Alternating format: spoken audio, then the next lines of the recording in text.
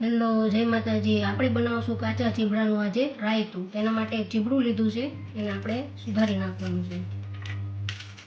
બી સાથે સુધારી નાખવાનું છે અને મોટી મોટી ચીપ્સું કરી નાખવાની છે. એને ચીરિયા કરી નાખવાનું. આપણા ચીબડા સુધારાઈ ગયા છે. એમાં આપણે આ મીઠું નાખી દેવાનું છે, જાજુ બધું હલાવી નાખવાનું આવી રીતે. અને આને આપણે તડકે મૂકી દેવાના છે.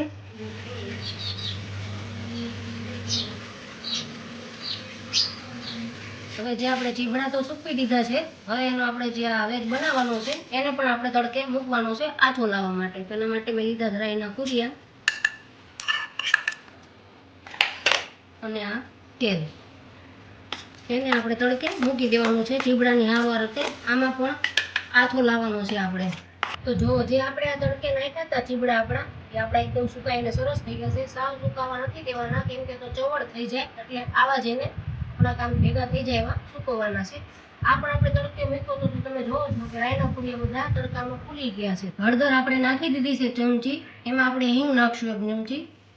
અને આમાં મીઠું આપણે નથી નાખવાનું, કેમ કે મીઠું આપણે આમાં ચડાવેલું છે. એટલે જો તમારે તીખા ખાવા હોય તો થોડુંક એમાં આપણે મરચું એડ કરશું અને એને આપણે ખૂબ હલાવી દઈશું.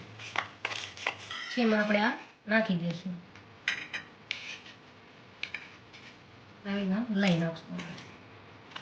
જો આવી રીતે આપણે એને મિક્સ કરી લેવાનું છે અને બરણીમાં ભરી લેવાનું છે. ચીબડાનું રાયતું તૈયાર થઈ ગયું છે.